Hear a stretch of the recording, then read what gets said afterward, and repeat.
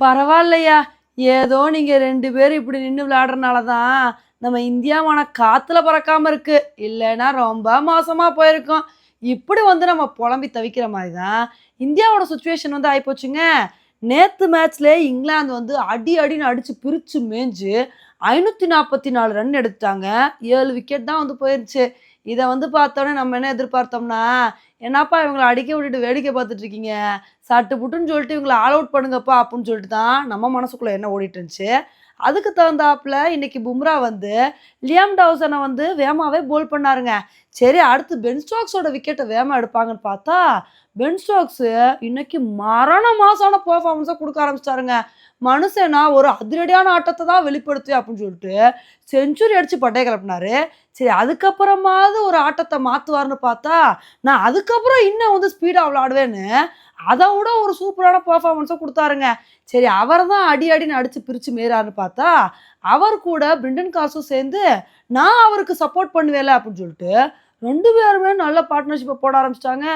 இத வந்து பார்த்தோனே, நம்ம ஒரு பக்கம் நொந்தே போயிட்டோங்க.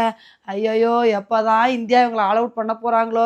இப்படியே அடிக்க விட்டு எவ்வளோ நேரம் தான் வேடிக்கை பார்க்குறதுன்னு சொல்லிட்டு, நம்ம ரொம்பவே மனசுக்குள்ள போட்டு நொந்துகிட்டு இருந்தோம். அப்பதான் ஜடேஜா வந்து, நான் பென் ஸ்டோக்ஸோட விக்கெட்ட எப்படியாவது எடுக்கிறேன் அப்படின்னு சொல்லிட்டு, பென் ஸ்டோக்ஸோட விக்கெட்ட வந்து எடுத்தாரு. அதுக்கப்புறம் அடுத்த ஓவர்லயே கார்ஸோட விக்கெட்டையும் வந்து எடுத்தாருங்க. இதனால இன்னைக்கு இங்கிலாந்து வந்து ஒரு வழியா 669 ரன்னுக்கு ஆல் அவுட் ஆயிட்டாங்க. இங்கிலாந்தோட அடிய பார்த்தோனே நம்ம என்ன எதிர்பார்த்தோம் அப்புட்னா, நம்ம இந்தியன் பேட்ஸ்மேன்ஸ் இங்கிலாந்து அளவுக்கு இல்லனா கூட, ஏதோ ஒரு டீசென்ட்டான பேட்டிங் பெர்ஃபார்மன்ஸ குடுத்து, இந்த மேட்ச டிராக்காண்டி வந்து விளையாடுவாங்க. விக்கெட்ட விட்டு குடுக்காம நேரத்த கடத்திருவாங்கன்னு பார்த்தா, ஃபர்ஸ்ட் ஓவர்ல இந்தியாவுக்கு எமனா வந்தாருங்க கிறிஸ் வோக்ஸ். வந்த மனுஷன் ஜெய்ஸ்வாலுக்கு ஒரு சூப்பரான பால போட்டு, அவரோட விக்கெட்ட வந்து எடுத்து புட்டாரு. இதுலயும் வந்து ரூட் ஒரு சூப்பரான கேட்ச பிடிச்சாரு அப்படின்னு தாங்க வந்து சொல்லணும். சரி விக்கெட் எடுத்து அதோட நிறுத்துனாங்களா?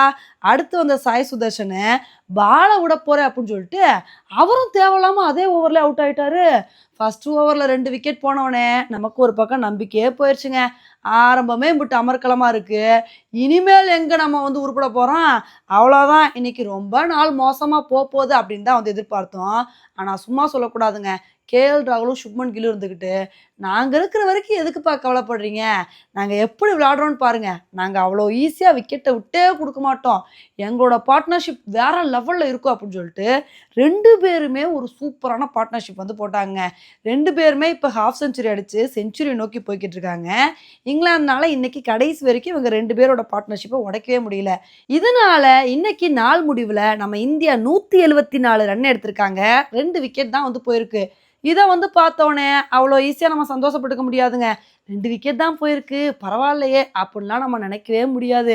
ஏன்னா, திரும்ப 17 ஓவர் கழிச்சு, நம்ம இந்தியாவுக்கு எமனா நியூ பால் வரப்போது. அந்த நியூ பால நம்மளோட இந்தியன் பேட்ஸ்மேன்ஸ் எப்படி ஃபேஸ் பண்றாங்க அப்படின்றத பொறுத்து தான், இந்த டெஸ்ட் மேட்ச்ல நம்ம என்ன நிலைமைக்கு போவோம் அப்படின்றதே வந்து சொல்ல முடியும். அதனால இந்த டெஸ்ட் மேட்ச்ல நம்ம தாக்கு பிடிக்கணும் அப்புட்னா, எப்படியாவது நாளைக்கு ஃபர்ஸ்ட் செஷன்ல விக்கெட்ட விட்டு குடுக்காம நேரத்த கடத்திடணுங்க. எப்படி இங்கிலாந்து பேட்ஸ்மேன்ஸ்லாம் ஃபர்ஸ்ட் செஷன்ல நாங்க விக்கெட்ட விட்டே குடுக்க மாட்டோம் அப்படின்னு சொல்லிட்டு, அந்த அளவுக்கு ஒரு நல்ல பார்ட்னர்ஷிப்ப போடுறாங்க. அதே மாரி நாளைக்கும் கேஎல் ராகுலும், சுப்மன் கில்லும் ரொம்ப நேரம் ஒரு கன்டினியூவான பார்ட்னர்ஷிப்ப வந்து போட்டணும். அந்த மாரி போட்டுட்டோம்னு வச்சுக்கோங்களேன், இந்த டெஸ்ட் மேட்ச்ல வந்து என்ன வேணா மிராக்கிள் நடக்க வாய்ப்பு இருக்கு. ஒருவேள இந்த 2 பேட்ஸ்மேன்ஸ்ல யாராவது ஒருத்தர் வேகமா அவுட் ஆயிட்டாங்க அப்புட்னா ரொம்ப கஷ்டமா போயிரும். ஏன்னா பண்ட்டோட கண்டிஷன் எப்படி இருக்கு அப்படின்றது நமக்கு வந்து தெரியாது. அதனால நாளைக்கு இவங்களோட பார்ட்னர்ஷிப் எவ்வளோ தூரம் கன்டின்யூ ஆகுது அப்படின்றத பொறுத்து தான் நம்மளோட இந்தியாவோட பெர்ஃபார்மன்ஸ் எப்படி இருக்க போகுது அப்படின்னு வந்து சொல்ல முடியுங்க. ஓகே ஃப்ரெண்ட்ஸ், இன்னைக்கு நம்ம இந்தியாவோட பேட்டிங் பெர்ஃபார்மன்ஸ பத்தி நீங்க என்ன நினைக்கிறீங்க அப்படின்றத என்னோட கமெண்ட் செக்ஷன்ல வந்து போடுங்க.